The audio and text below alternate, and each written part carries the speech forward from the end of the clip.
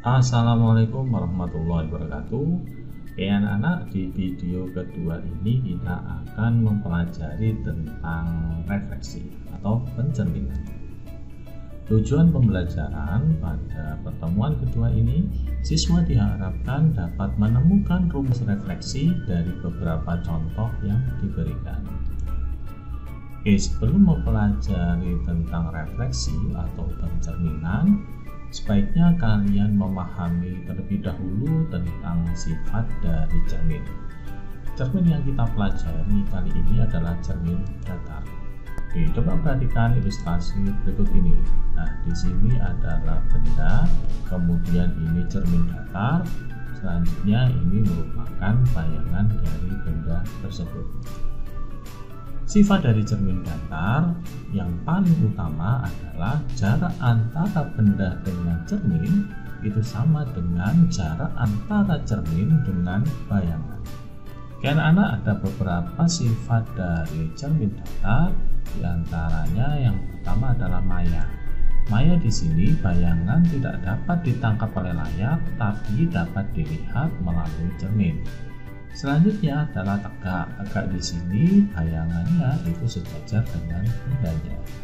Kemudian sama besar, itu ukuran benda dengan bayangan itu sama besar. Oke, yang terakhir adalah terbalik. Terbalik di sini posisi bayangan terbalik dengan bendanya, posisinya. Jadi misalkan kalian bercermin, posisi tangan kiri itu kalau terlihat di cermin itu sebagai tangan kanan. Begitu pula kaki kanan terlihat di cermin sebagai kaki kiri. Nah, anak-anak, pada pencerminan sifat yang paling penting adalah jarak antara benda dengan cermin atau jarak antara objek dengan cermin itu akan sama dengan jarak antara cermin dengan bayangan. Nah, itu nanti yang akan kita pegang dalam memahami konsep pencerminan. Oke, langsung saja kita masuk ke pencerminan. Oke, perhatikan dua titik berikut. Misalkan saya punya titik P 2,-3, kemudian titik Q -1,4. Selanjutnya sumbu X di sini berperan sebagai cermin. Nah, anak-anak, kalau kalian lihat titik P 2,-3 ini terletak pada kuadran 4. Sedangkan titik Q -1,4 terletak pada kuadran 2. Menurut kalian, bayangan dari titik P berada pada kuadran berapa? Ya, benar sekali. Dia terletak pada kuadran 1. Menurut kalian, bayangannya berada pada koordinat berapa? Ya, benar sekali. Bayangannya berada pada koordinat 2,3. Selanjutnya, titik Q, bayangannya berada pada kuadran berapa? Iya, benar sekali. Bayangannya terletak pada kuadran 3.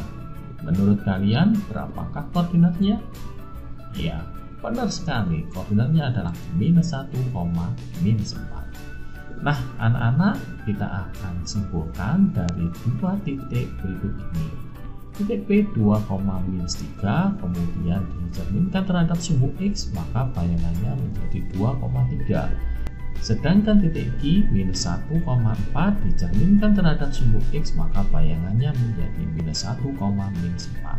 Menurut kalian, manakah komponen dari X dan Y ini yang tetap? Ya, benar sekali. Komponen yang tetap adalah X. Di sini 2, ini tetap 2. Kemudian ini -1, sedangkan di sini -1. Sedangkan yang berubah adalah komponen Y. Di sini 4 menjadi -4. Sedangkan di sini -3 menjadi 3. Sehingga anak-anak, kita dapat simpulkan jika saya punya titik A, X, Y dicerminkan terhadap sumbu X, maka bayangannya adalah, ya, tepat sekali. Bayangannya adalah X, Y. Ini refleksi terhadap sumbu X. Selanjutnya kita akan pelajari refleksi terhadap sumbu Y. Oke, saya memiliki dua titik yang sama dengan contoh soal sebelumnya, yaitu titik P 2,-3 dan Q -1,4. Sedangkan cerminnya di sini adalah sumbu Y.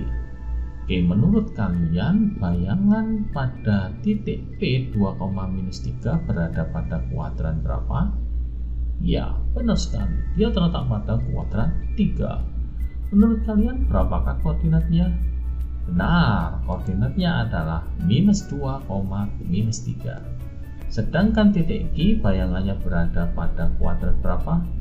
Ya, benar sekali. Bayangannya berada pada kuadran 1. Berapakah koordinatnya? Tepat sekali, koordinatnya adalah 1,4.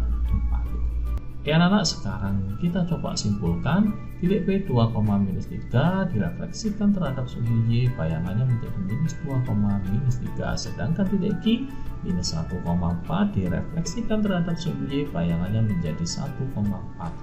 Nah anak-anak, kalau kalian amati, komponen yang tetap pada koordinat berikut ini adalah, ya tepat sekali, komponen yang tetap adalah komponen Y. Di sini -3, ini tetap -3, sedangkan di sini 4, ini tetap 4. Sedangkan komponen yang berubah adalah X. Di sini 2, bayangannya menjadi -2, sedangkan di sini -1, bayangannya menjadi 1. Ya anak, berarti dapat kita simpulkan kalau saya memiliki titik A, X, Y direfleksikan terhadap sumbu Y, maka bayangannya adalah tepat sekali. Bayangannya adalah -X, Y yang tetap adalah komponen Y, sedangkan komponen X berubah. Oke anak-anak, sekarang kita akan lanjutkan refleksi berikutnya, yaitu refleksi terhadap garis Y sama dengan X. Garis Y sama dengan X memiliki ciri nilai X sama nilai Y adalah sama. Contohnya kalau X-nya 1, maka Y-nya 1, titiknya di sini. Kalau X-nya 3, Y-nya 3, titiknya di sini. Kalau X-nya -2, Y-nya -2, titiknya di sini. Oke, sekarang kita akan lihat titiknya sama.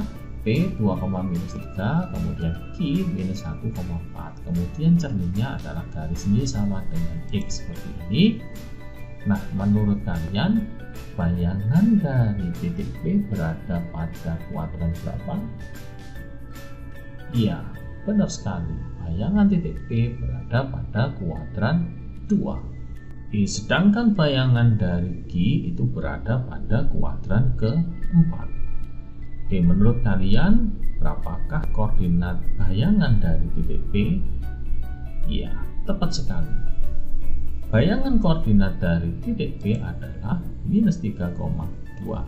Sedangkan bayangan dari titik Q adalah 4,-1. Oke anak-anak, sekarang kita coba simpulkan. Titik P 2,-3 dicerminkan terhadap garis Y sama dengan X, bayangannya menjadi -3,2. Sedangkan titik Q -1,4 dicerminkan terhadap Y sama dengan X, maka bayangannya menjadi 4,-1. Menurut kalian perubahannya seperti apa? Ya, benar sekali. Kita tinggal membalik posisi antara komponen X dan komponen Y. Misalkan saya memiliki titik A, X, Y dicerminkan terhadap Y sama dengan X, maka bayangan dari titik A adalah, ya tepat sekali, bayangan titik A adalah Y, X.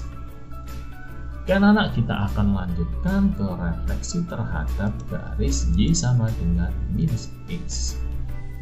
Ciri dari garis Y sama dengan -X, ketika X-nya 1, maka Y-nya kebalikannya -1. X-nya 3, Y-nya -3. X-nya -2, Y-nya 2. Maka garis Y sama dengan -X itu condong ke kiri. Oke, misalkan kita memiliki titik yang sama seperti sebelumnya, P 2,-3, kemudian Q -1,4. Kemudian cerminnya adalah Y sama dengan -X seperti ini. Nah, anak-anak, menurut kalian bayangan dari titik P berada pada kuadran berapa? Iya, tepat sekali. Dia tetap berada pada kuadran 4. Sedangkan bayangan dari titik Q berada pada kuadran berapa? Iya, tepat sekali. Dia berada pada kuadran 2. Nah, menurut kalian berapakah koordinat bayangan dari titik P? Tepat sekali, koordinat bayangan dari titik P adalah 3,-2. Sedangkan koordinat bayangan dari titik Q adalah -4,1. Oke anak-anak, coba kita simpulkan. Titik B 2, minus 3, kemudian dicerminkan terhadap garis Y sama dengan minus X, bayangannya menjadi 3, minus 2. Sedangkan titik Q minus 1,4 dicerminkan terhadap garis Y sama dengan minus X, bayangannya menjadi min 4,1. Oke anak-anak, menurut kalian perubahan bayangan pada titik P dan titik Q seperti apa? Ya, benar sekali. Komponennya ditukar menjadi Y, X, kemudian masing-masing dinegatifkan. Oke, sehingga jika saya memiliki titik A, X, Y dicerminkan terhadap garis Y sama dengan minus X, maka bayangannya menjadi benar sekali minus Y, minus X. Dibalik kemudian dinegatifkan. Oke anak-anak, selanjutnya kita akan melanjutkan materinya, yaitu refleksi terhadap garis X sama dengan A. Oke anak-anak, garis X sama dengan A itu sama ketika kalian mempelajari sumbu simetri garis X sama dengan A. Oke, misalkan saya memiliki titik P 3,1, kemudian titik Q 2, minus 3. Kemudian saya berikan salah satu contoh, cerminnya adalah X sama dengan 4 di sini. Kita dapatkan 4 di sini, kemudian kita tarik garis jajar sumbu Y. Menurut kalian bayangan titik P berada pada koordinat berapa? Ya, tepat sekali. Bayangan titik P berada pada koordinat 5,1. Nah, anak-anak, sekarang kita akan coba menyimpulkan dari pernyataan ini. Nah, anak-anak, menurut kalian komponen yang tetap atau tidak berubah dari benda dan bayangan ini adalah, ya, tepat sekali, komponen Y. Sedangkan komponen X itu berubah dari 3 menuju ke 5. Nah, menurut kalian bagaimana perubahannya? Coba perhatikan. Kalau kita hubungkan 3 dengan 4, maka 3 ini dapat kita peroleh dari 4 dikurangi 1. Sedangkan kalau kita hubungkan 5 dengan 4, 5 ini dapat kita peroleh dari 4 tambah 1. Nah, anak-anak, kita dapat menghilangkan satunya ini dengan cara menjumlahkan. Kita jumlahkan, kita peroleh 3 tambah 5 sama dengan 4 tambah 4. Karena 4-nya sebanyak 2 kali, maka dapat kita tulis 2 kali 4. Sedangkan min 1 tambah 1 kalau kita jumlahkan, nilainya sama dengan 0.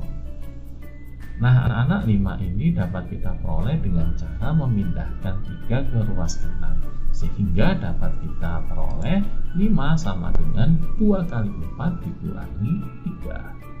Oke, sekarang kita akan lihat bayangan dari titik Q. Menurut kalian, koordinat bayangan dari titik Q adalah benar sekali. Koordinat bayangan dari titik Q adalah 6, minus 3.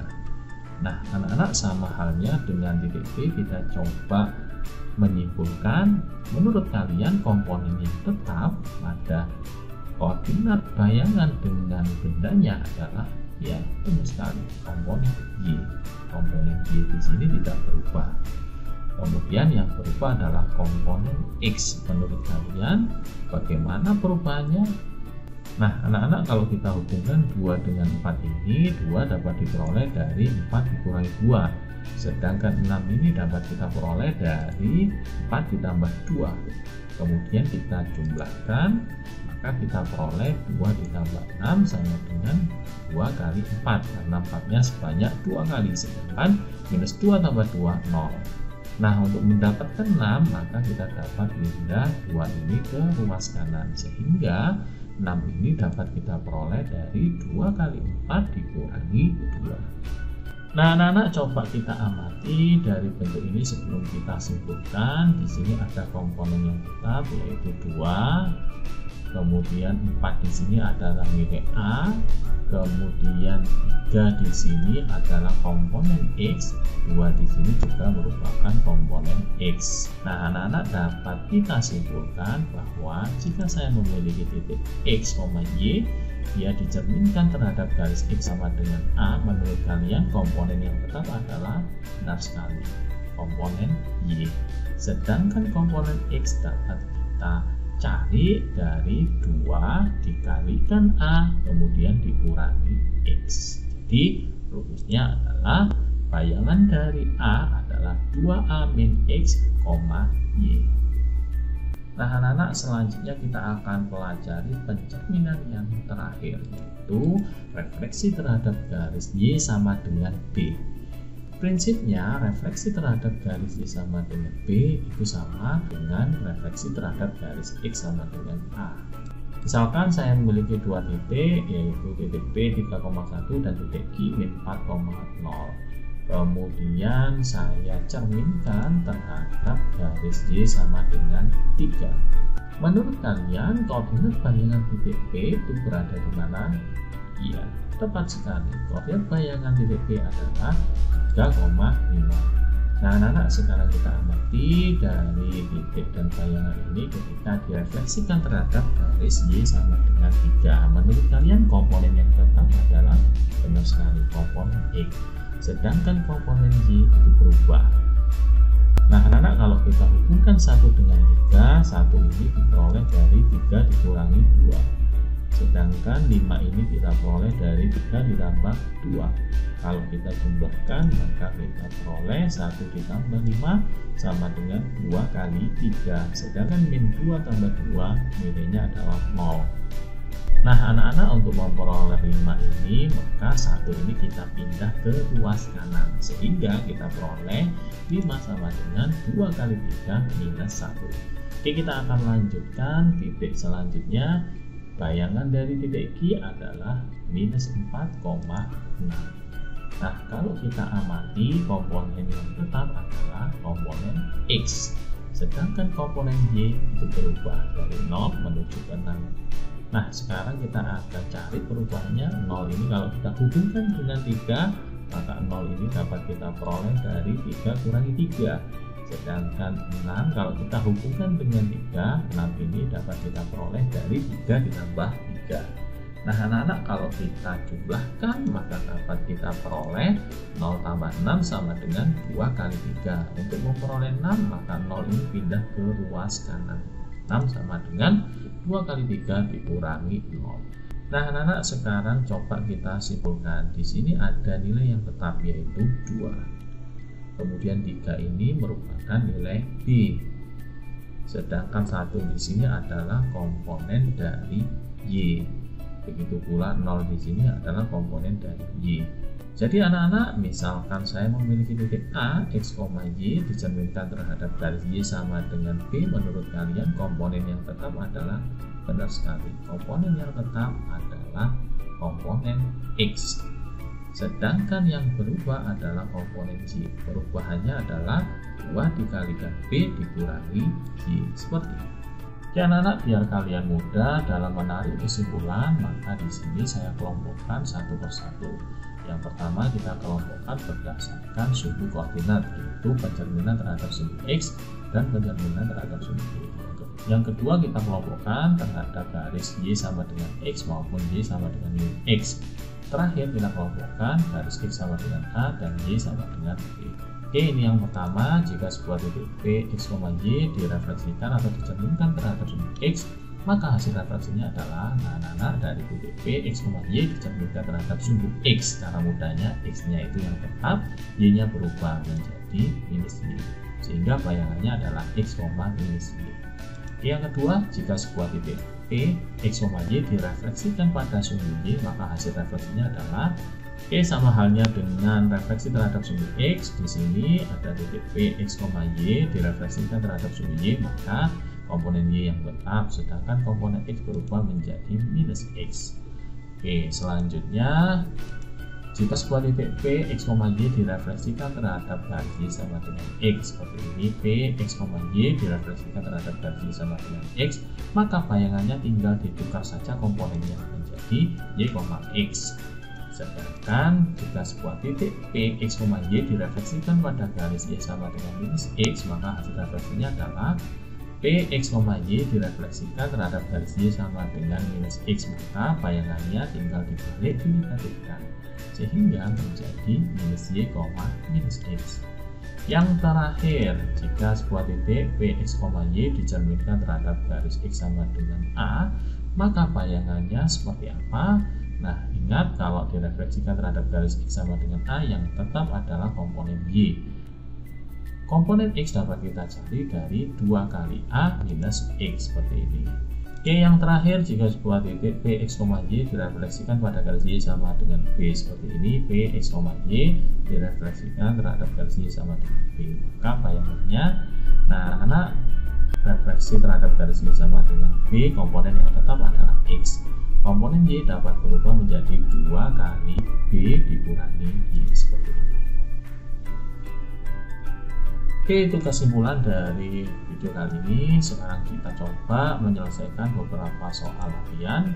Hasil pencerminan titik P min 4,2 oleh sumbu X. Jadi pernyataannya seperti ini, P min 4,2 dicerminkan terhadap sumbu X.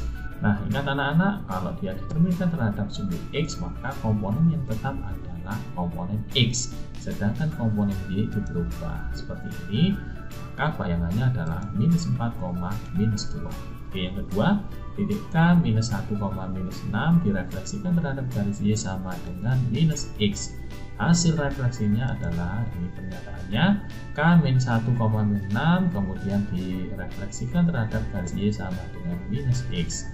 Ingat, kalau dia direfleksikan terhadap garis Y sama dengan minus X, maka bayangannya tinggal dibalik dinegatifkan seperti ini, sehingga bayangannya menjadi 6,1. Oke, selanjutnya titik M 5,6 dicerminkan terhadap garis X sama dengan minus 4.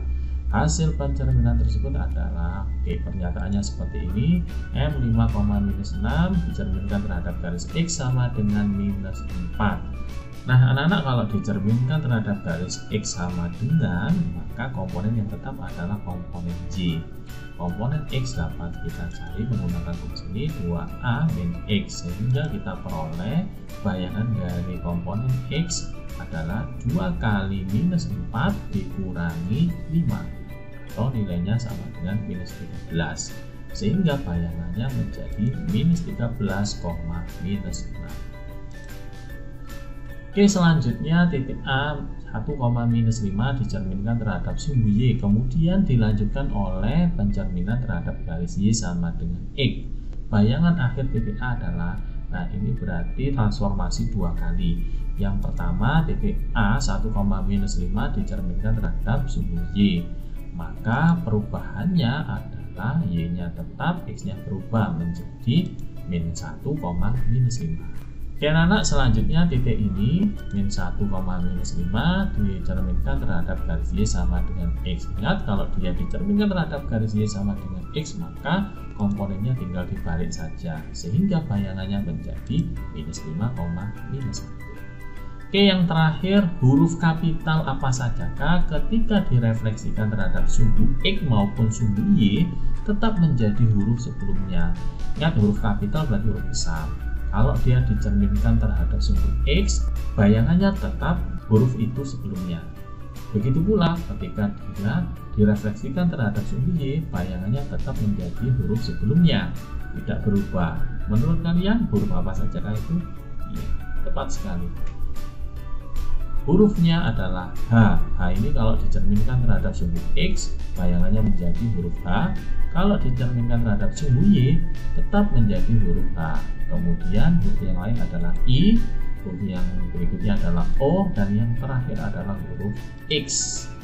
Nah, keempat huruf ini jika dicerminkan terhadap sumbu X maupun dicerminkan terhadap sumbu Y, tetap menjadi huruf sebelumnya.